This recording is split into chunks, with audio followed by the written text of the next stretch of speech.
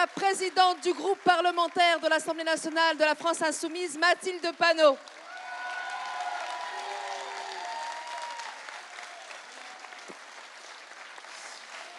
Bonsoir à toutes et à tous.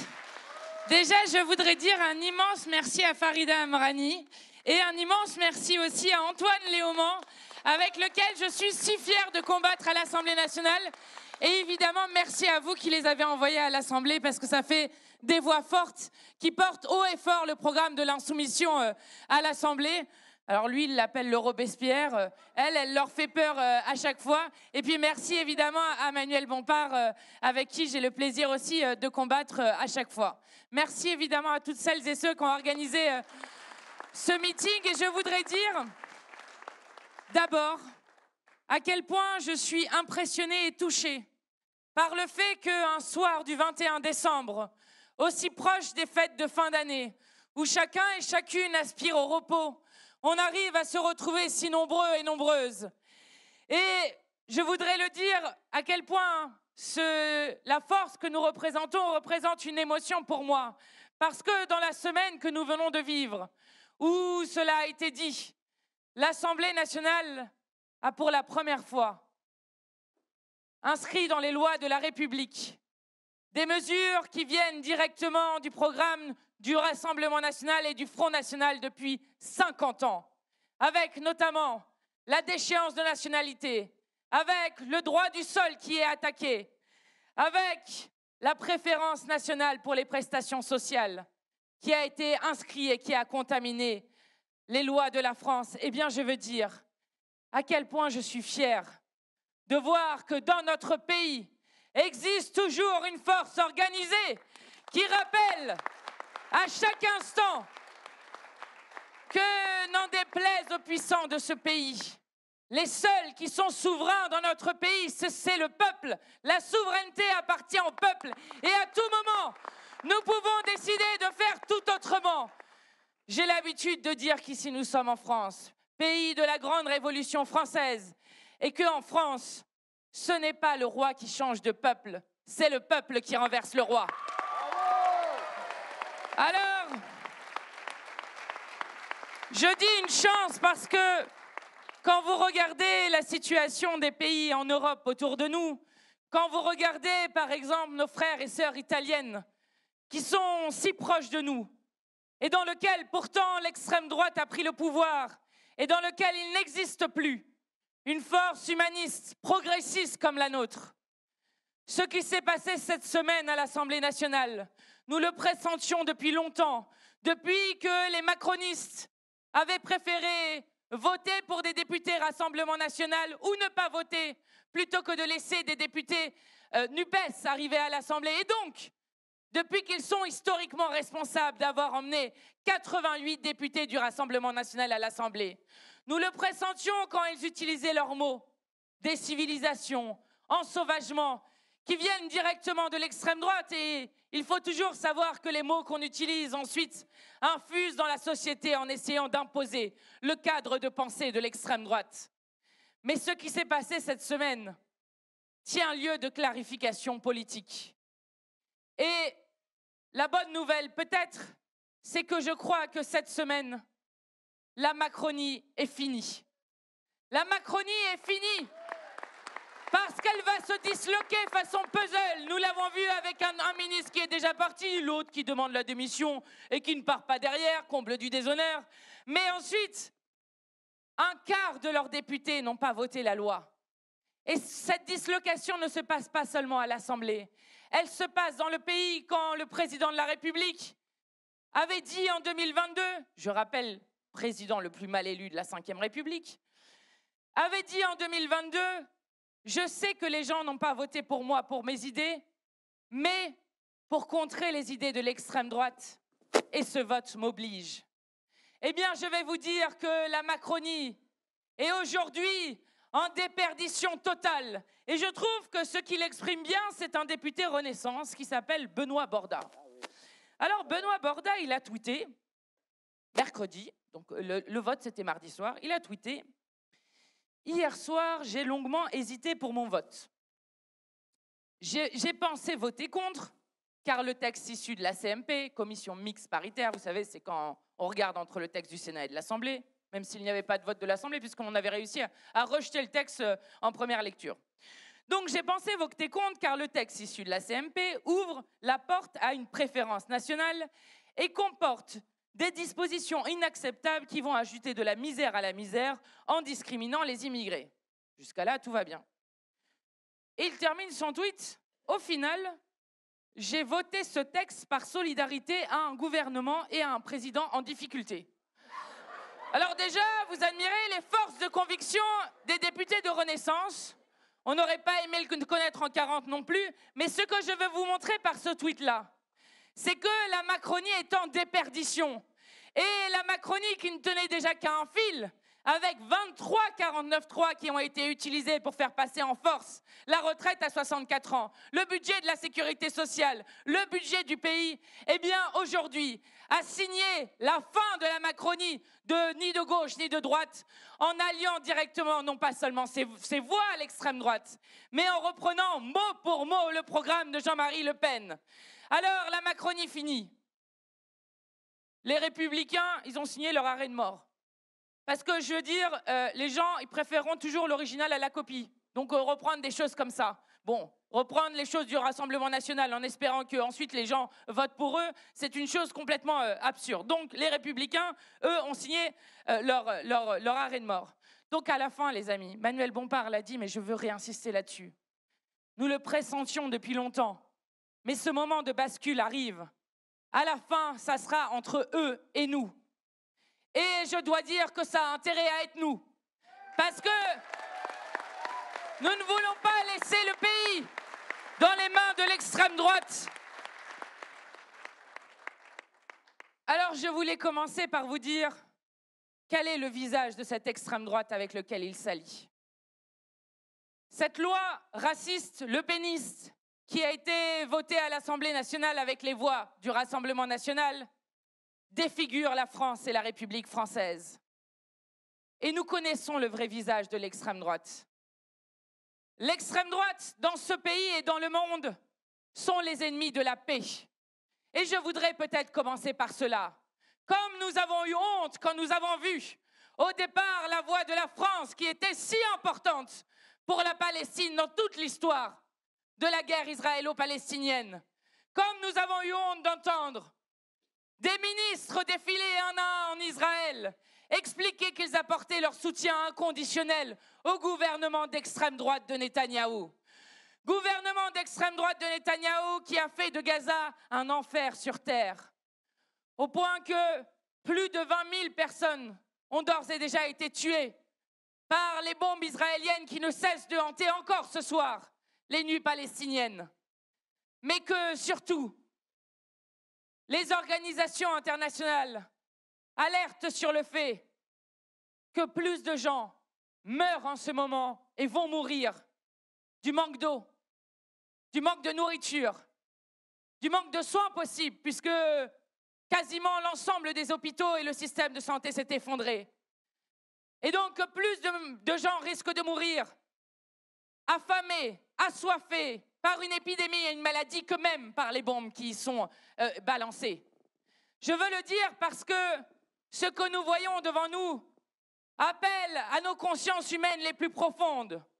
Allons-nous, oui ou non, prévenir ce qui serait le premier génocide du XXIe siècle? C'est la question que posent toutes les instances internationales, semaine après semaine. Et tout ce que nous faisons n'est jamais vain. Parce que c'est notamment par la pression populaire en France et par les peuples du monde que le gouvernement a été obligé de dire « Cessez le feu immédiat et inconditionnel ».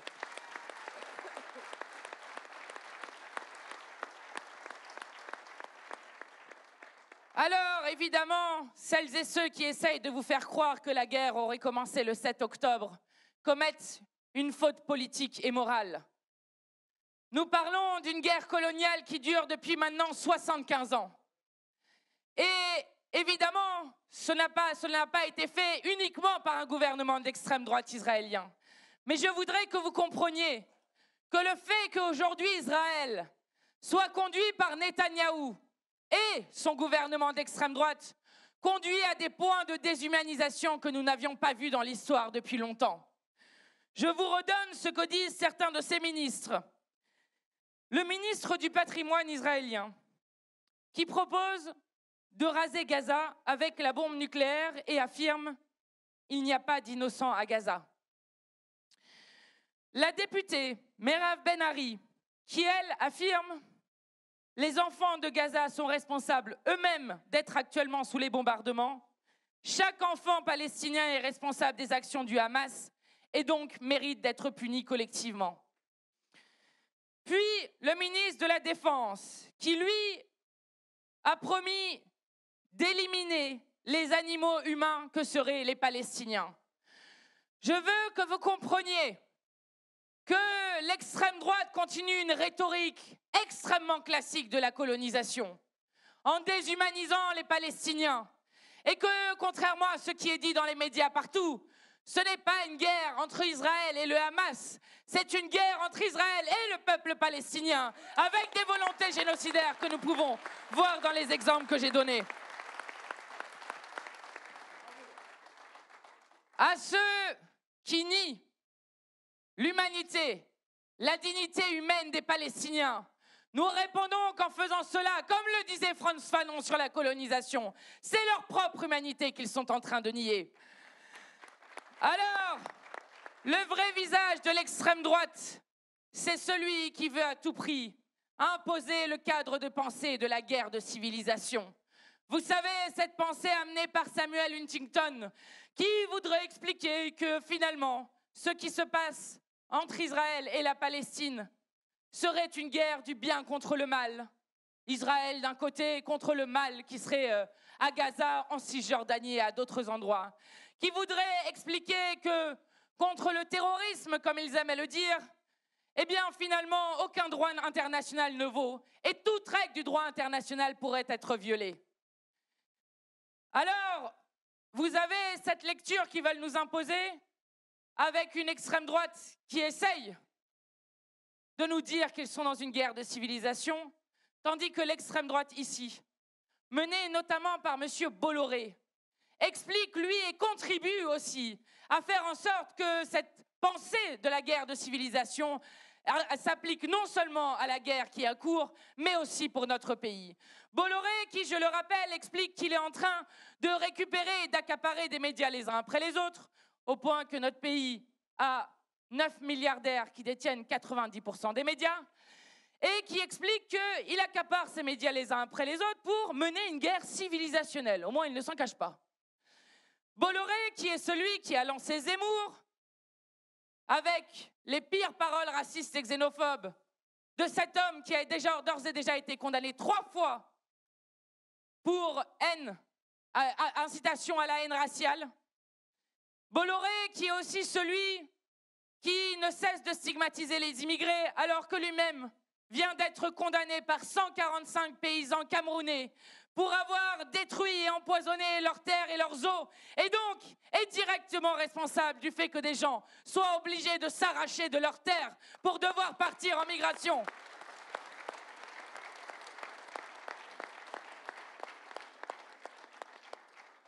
Alors, Bolloré, lui, a contribué à la bataille en essayant de décrédibiliser toutes les voies pour la paix. Je vous donne des exemples sur C8. Hanouna qui dit que la France insoumise cherche les voies des terroristes. Sur CNews, LFI et la branche politique du Hamas. Sur CNews toujours, vous verrez, c'est tout en légèreté. LFI, 2 points. Le nazisme est-il passé à l'extrême gauche? Ce qui est inquiétant, c'est que ce n'est pas seulement Bolloré qui fait ça. Quand vous voyez que, par exemple, une chaîne comme BFM TV court après ces news, notamment pour la question des audiences. Alors ça, c'est Acrimed qui avait regardé ça, et je trouve ça intéressant. Ils avaient regardé une soirée de 5 heures sur BFM TV. Alors, en 5 heures, le narratif de ce qui était en train de se passer, alors, les mots qui étaient utilisés, riposte, frappe ciblée ou méthodique, opération, bavure, réponse mesurée. Quant aux Palestiniens, c'était les victimes collatérales Vous n'avez qu'à apprécier le vocabulaire qui était utilisé. La Palestine, évidemment, était une sorte d'écran noir qui n'existait pas. Et quand Israël coupait les télécommunications, sur BFM, on expliquait que c'était, je vous cite, pour rendre le Hamas aveugle et sourd, quand, évidemment, le fait qu'on coupe les télécommunications, qu'on tue des journalistes comme ça se fait à Gaza, sert évidemment à occulter les crimes de guerre qui y sont commis. Alors, 5 heures d'émission, à votre avis, combien de temps on a parlé des Palestiniens sur 5 heures? Eh bien, 18 minutes, grâce à des humanitaires, des associations et des ONG qui étaient sur le plateau.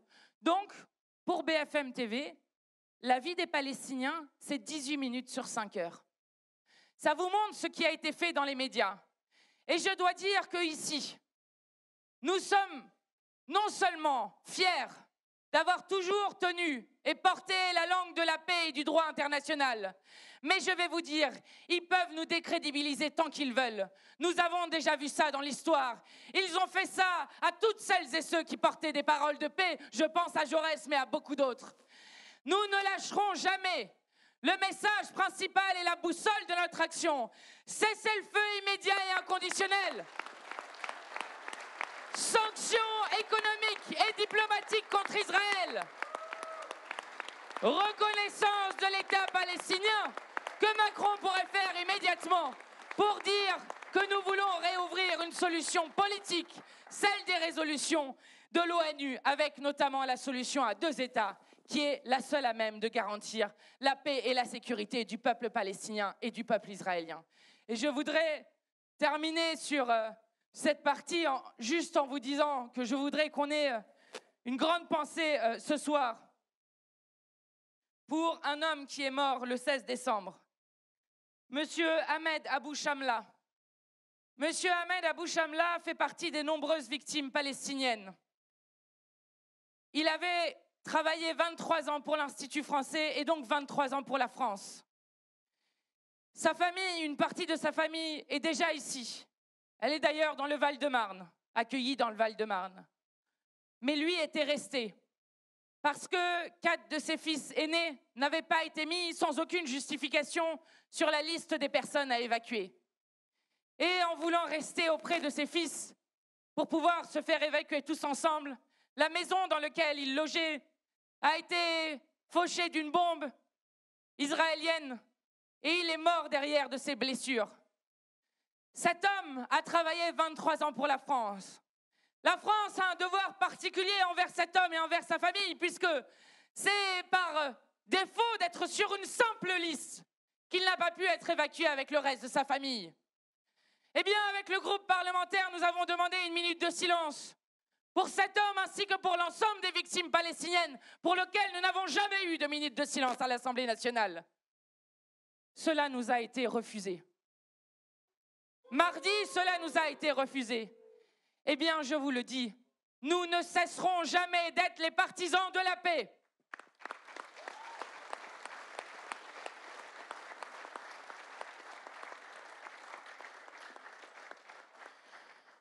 Le vrai visage de l'extrême droite, c'est la violence. Parce que vous pouvez les voir à l'Assemblée nationale, bien encravatés, bien propres sur eux. Mais à l'extérieur de l'Assemblée, vous les voyez parader dans les rues.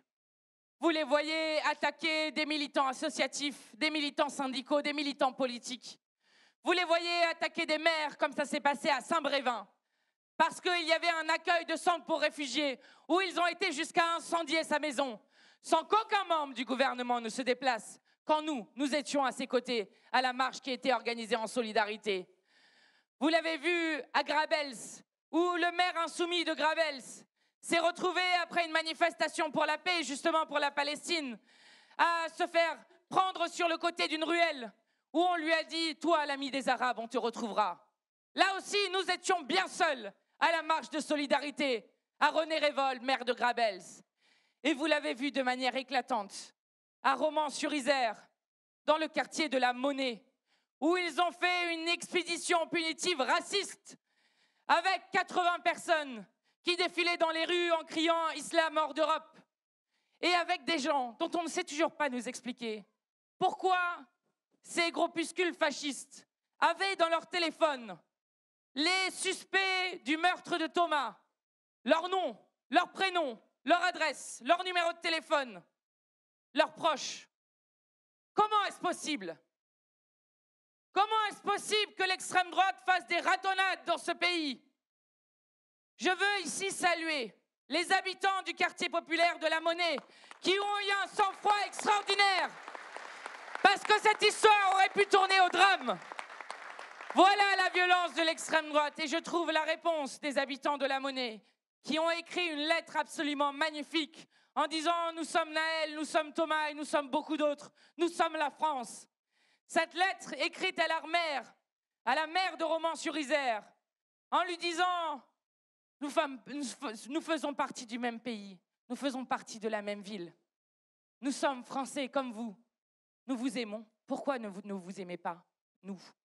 J'ai trouvé cette lettre absolument incroyable parce que la France, c'est cela.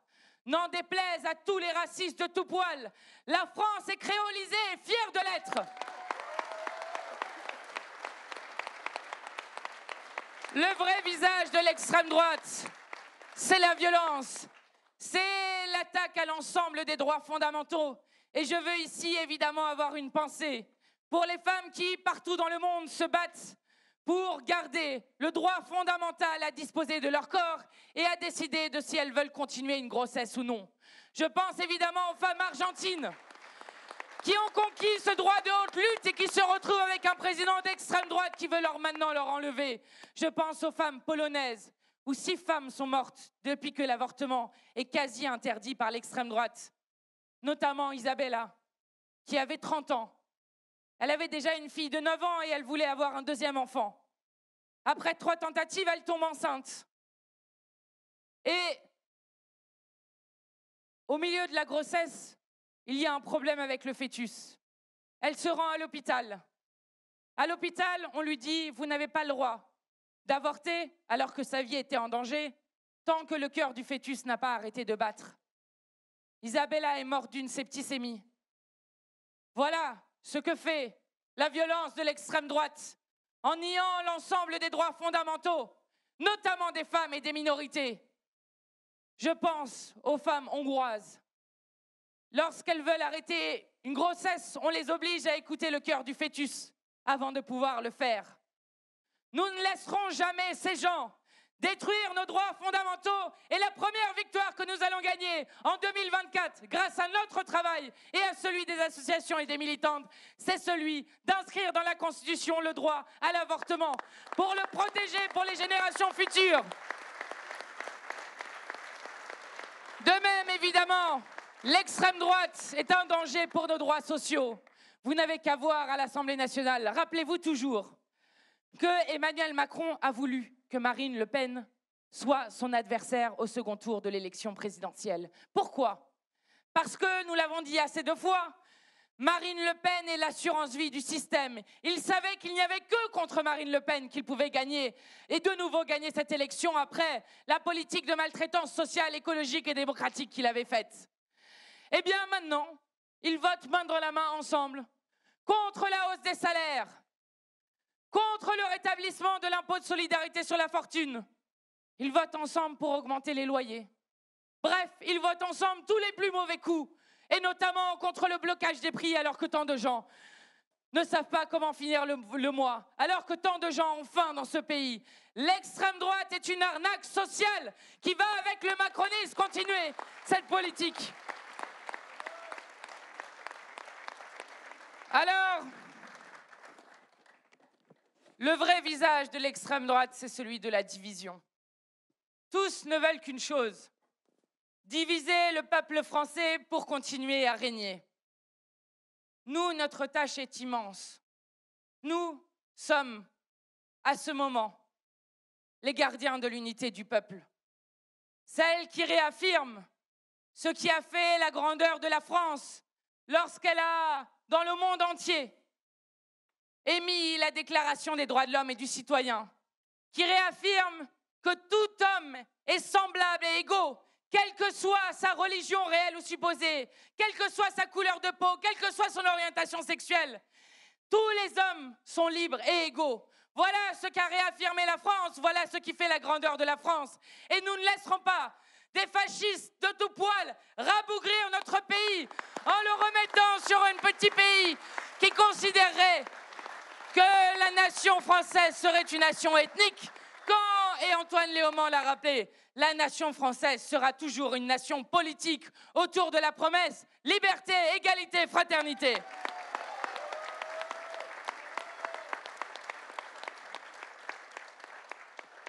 Je voudrais terminer en vous disant, n'ayez pas peur de défendre vos convictions. C'est comme ça que nous arriverons à les vaincre. Souvent, nous avons été bien seuls. Nous étions seuls lorsque nous avons refusé de marcher dans la marche du 12 novembre organisée par Yael Braun-Pivet et Gérard Larcher. Pourquoi l'avons-nous fait? Parce que, comme antiraciste conséquent, nous refuserons toujours de marcher contre l'antisémitisme avec des antisémites. De même que nous refuserons toujours de lutter contre un racisme en propageant un autre racisme contre nos concitoyens de confession musulmane. Nous étions bien seuls lorsque nous avons été les seuls à refuser de nous lever quand Yael Braun-Pivet affirmait un soutien inconditionnel à Israël. Nous avons été bien seuls lorsque nous avons refusé de participer à la marche des syndicats de policiers factieux devant l'Assemblée nationale qui voulaient réaffirmer que le problème était la justice de ce pays et emmener sur la légitime défense des policiers, ce qui est là aussi une revendication du Rassemblement national. Parfois, nous avons été bien seuls, les amis, mais nous avons eu raison de tenir. Et c'est en tenant tête, en tenant bon, que le peuple aura un point d'appui qu'il pourra toujours trouver en nous. Parce que, à tous les moments, nous refuserons la division du peuple. Leur seule arme, c'est cette division. Et je veux vous dire à quel point je sais que le peuple de France a la force, a l'énergie de résister au pire qu'on nous annonce tout le temps. Ne croyez pas les médias quand ils vous disent que Marine Le Pen sera gagnante à coup sûr. C'est faux. Et lorsque vous voyez que sur le tri des étudiants nationaux et internationaux, 18 présidents d'université, qui d'habitude ne s'expriment pas beaucoup, disent que jamais ils n'accepteront cette mesure. Quand vous voyez que 3500 médecins ont écrit une tribune il y a quelques semaines pour dire « si vous voulez supprimer l'aide médicale d'État, alors nous désobéirons ». Oui, la France a l'énergie pour dire que jamais nous ne laisserons le pays aux fascistes. De même que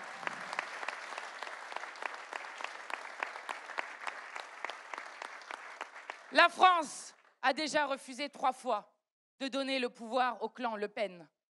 Eh bien, c'est justement par l'unité du peuple, en disant qu'il n'est pas venu le temps où la France céderait aux sirènes de la division, en disant que, à tout moment, la France peut s'inventer un autre avenir, avec la retraite à 60 ans, avec l'encadrement des marges qu'a brillamment défendu Manuel Bompard à l'Assemblée nationale, et des prix planchers pour les paysans, avec l'augmentation des salaires et des minima sociaux, avec le référendum d'initiative citoyenne et la constituante pour que le peuple reprenne enfin le pouvoir sur son avenir, qu'avec une politique écologique digne de ce nom.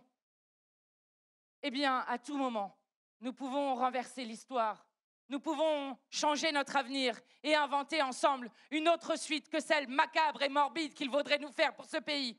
Nous allons le faire, les amis, parce que nous en avons besoin pour nous, mais aussi pour l'ensemble des peuples du monde qui voient bien qu'en France est l'endroit où cette brèche peut s'ouvrir et permettre de réouvrir la lumière.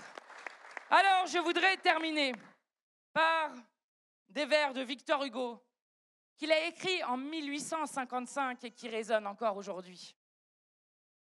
Étranger, que signifie ce mot? Quoi, sur ce rocher, j'ai moins de droits que dans ce champ? C'est quoi, j'ai passé ce fleuve, ce sentier, cette barrière, cette ligne bleue ou rouge visible seulement sur vos cartes? Et les arbres, les fleurs, le soleil ne me connaisse plus? Quelle ineptie de prétendre que je suis moins homme sur un point de la terre que sur l'autre. Vous me dites, nous sommes chez nous, et vous n'êtes pas chez vous. Où? Ici? Vous n'avez qu'à y creuser une fosse, et vous verrez que la terre m'y recevra tout aussi bien que vous. Courage les amis, les mauvais jours finiront. Merci pour tout.